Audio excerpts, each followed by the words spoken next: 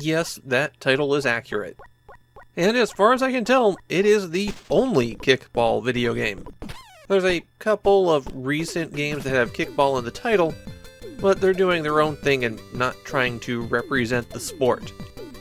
Kickball marks the beginning of the 1990 holiday season. Those last 6 weeks of the year in which a lot of video games are released because they want to get those big holiday sales.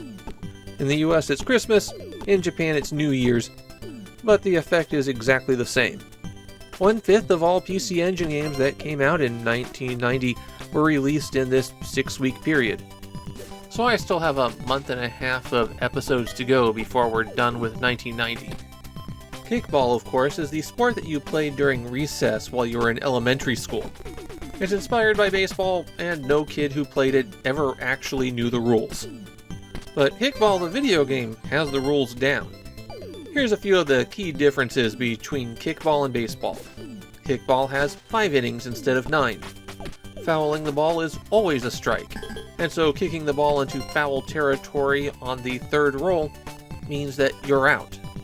You can throw the ball at people and hit them to get them out. And there is no out of bounds on the field. You can't kick the ball so hard it becomes a home run. Kickball presents you with 7 teams, and after you pick yours, you'll always play through the rest of the teams in reverse order, starting with the Walruses. You might notice that some of the teams star characters from other Messiah games, particularly the hero and heroine from the Shubibi Men games. And is this team the first appearance of the Cho and Nikki Muscle Guys? Okay, probably not, but let's just say they're the same character because it makes Kickball more interesting. I just like how Kickball is similar to, but not quite exactly the same as baseball. The control scheme in the Kickball video game is similar to, but not quite exactly the same as a baseball video game. You can move the pitcher, roller? We'll go with pitcher. You can move the pitcher and the kicker back and forth, and you release the ball by pressing button 2. It always goes over the plate. If you think you've got the timing down, then you can press button 2 as the kicker to start your run-up, and then hit button 2 once more to actually kick the ball.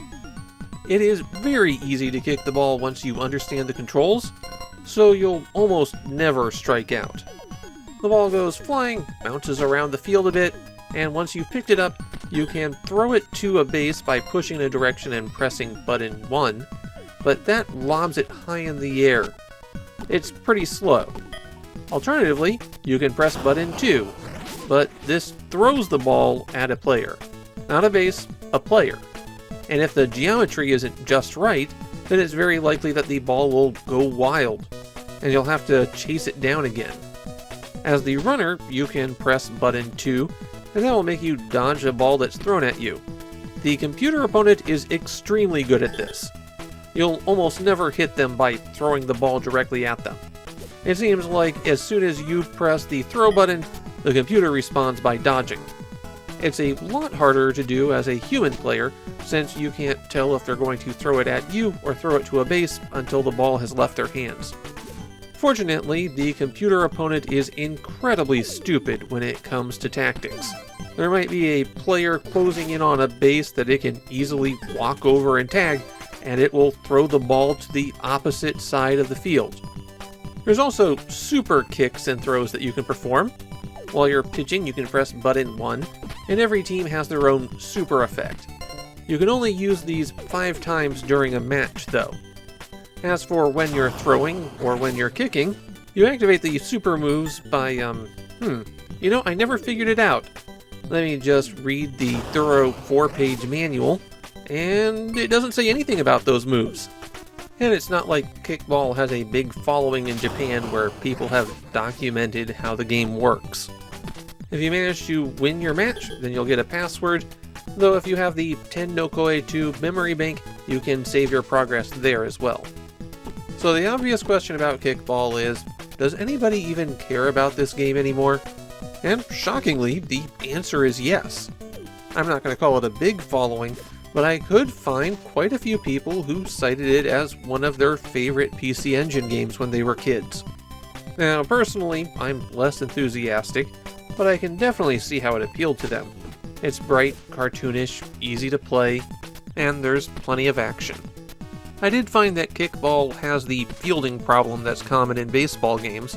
You'll have to steer off-screen players to the ball, and it gets especially bad when the ball comes to rest with no controllable players on screen. I wound up not having much fun with Kickball myself, but maybe this is a case where it works a lot better when you're playing against another person.